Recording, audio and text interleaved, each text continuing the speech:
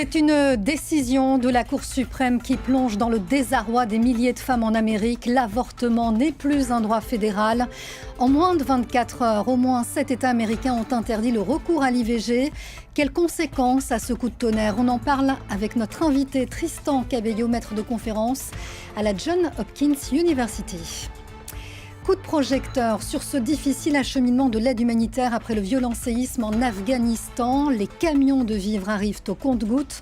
Dans cette zone reculée du sud-est, les envoyés spéciaux de France 24 se sont rendus à Gaïane.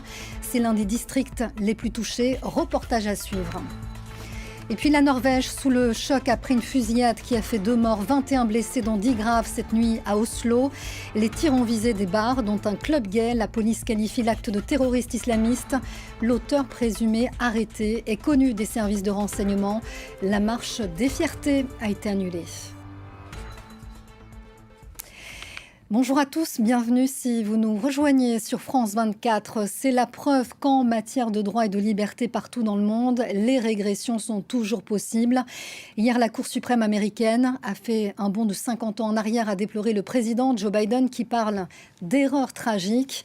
Depuis la révocation de l'arrêt Roe versus Wade qui consacrait le droit fédéral à l'avortement, des cliniques dans au moins 7 États américains ont aussitôt baissé le rideau. D'autres États comme la Californie, l'Oregon ou encore Washington ont promis de protéger ce droit. Regardez. Il est 17h en Californie. Les manifestants pro-avortement ont passé la journée à crier leur indignation, mais leur colère ne faiblit pas. Aux États-Unis, la décision de la Cour suprême annoncée le matin même a créé une onde de choc. Nous assistons à la fin de l'état de droit aux États-Unis. Voilà, c'est tout. C'est comme ça que je le vois. Il s'agit d'un terrible bouleversement en matière d'accès aux soins de santé qui portera spécifiquement préjudice aux femmes de couleur et marginalisera les populations.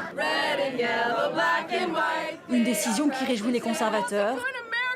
Bienvenue dans une Amérique qui va accueillir chaque enfant. Je fais partie des gens qui célèbrent la décision de la Cour suprême. J'ai senti que c'était un moment historique et j'ai voulu venir et voir ça. Pourtant, même chez les républicains, cette décision ne fait pas l'unanimité. J'ai beau être un républicain conservateur encarté, je pense que le droit d'une femme à décider de ce qu'elle fait avec son corps ne dépend que d'elle. Certains États comme le Missouri, le Dakota du Sud ou encore la Géorgie ont immédiatement décidé d'interdire les IVG sur leur sol. Au total, près de la moitié des États pourraient restreindre ou interdire l'avortement.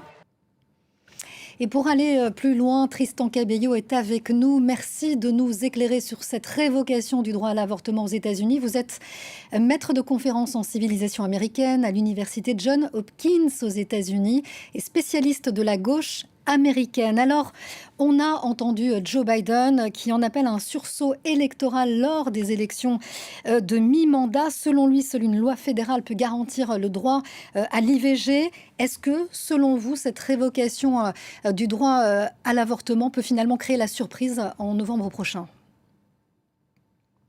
Oui, vous avez tout à fait raison. La campagne électorale, en fait, pour les midterms, a démarré hier. Et Joe Biden a été très clair dans son discours d'hier.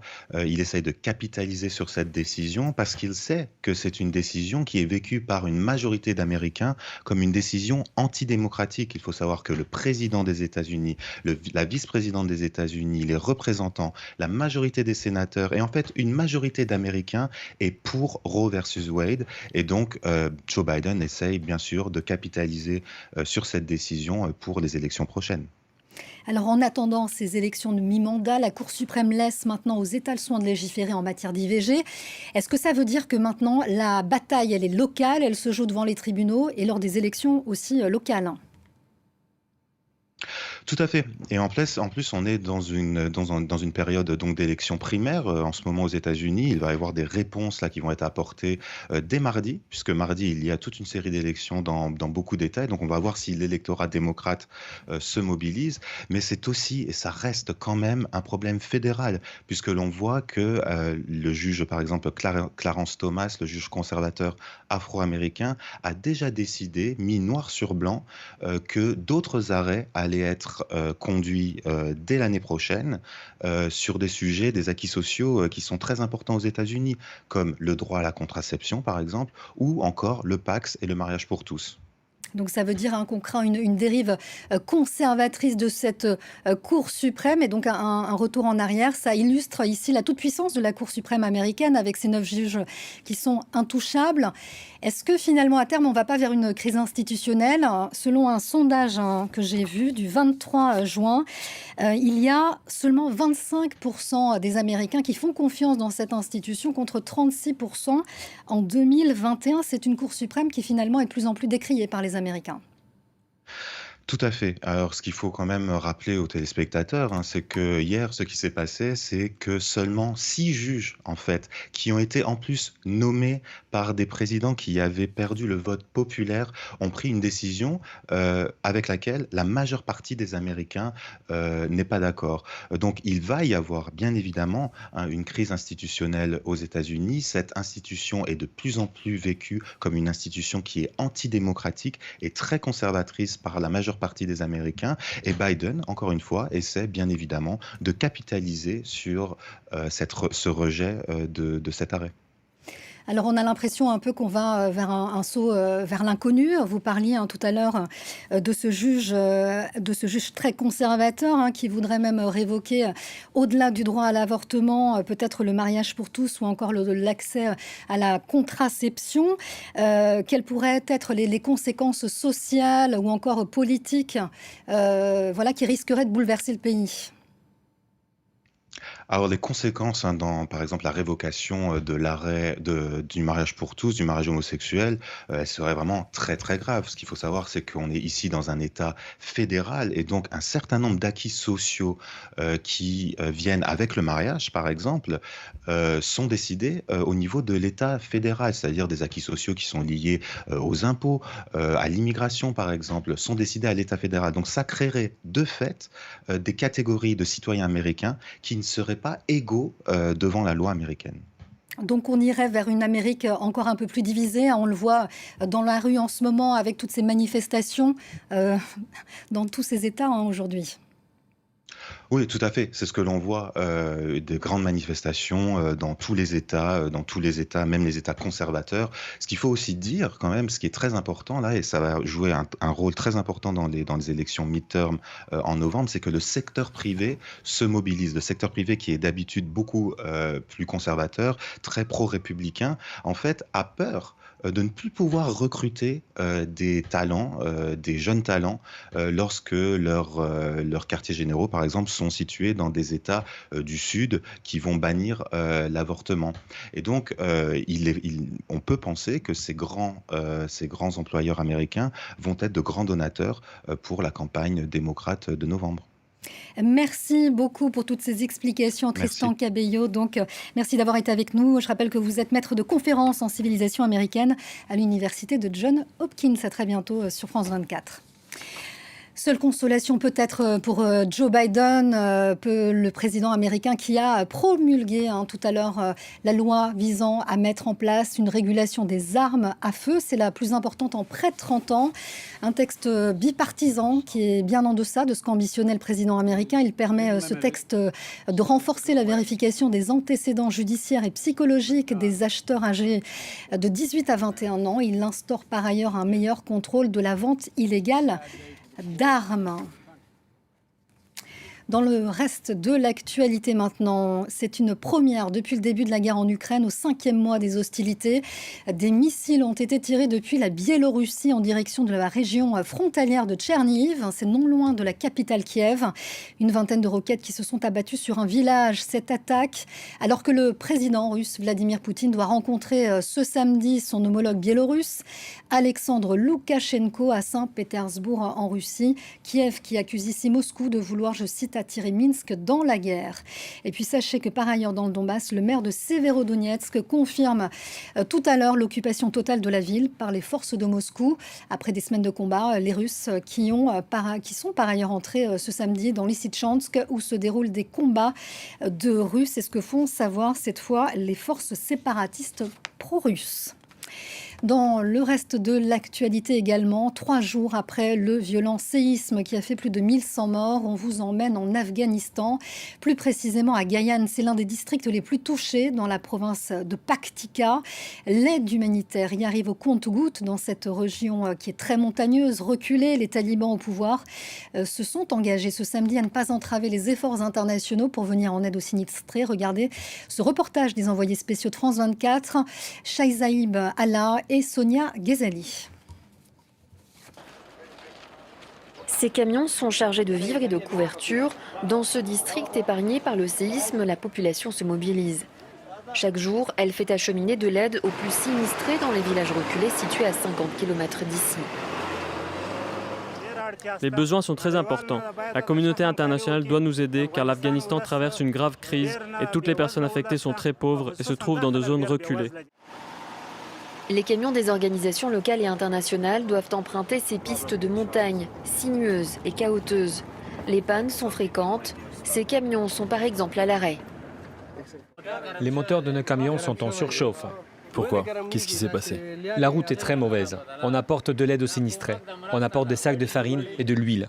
L'aide n'est toujours pas arrivée dans les villages les plus sinistrés comme celui-ci. Toutes les maisons ont été partiellement détruites.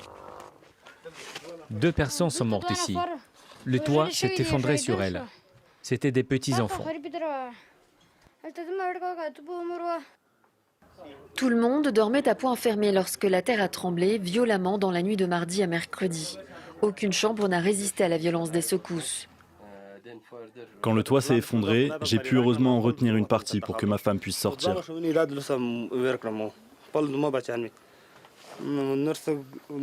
Mais j'ai perdu mes 2 enfants. Il ne me reste plus rien. J'ai tout perdu. C'était ma fille.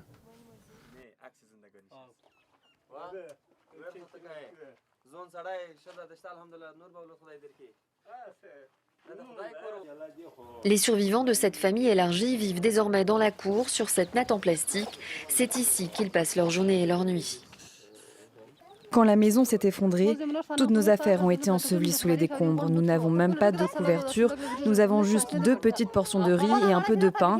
Nous avons perdu les 2 enfants de mon frère, ma sœur et ses 4 enfants, 3 cousins et 2 cousines. Nous avons perdu 12 membres de notre famille au total. Nous sommes si tristes. Nous n'avons pas le cœur à manger. Plus on s'enfonce dans le district, plus les dégâts sont importants.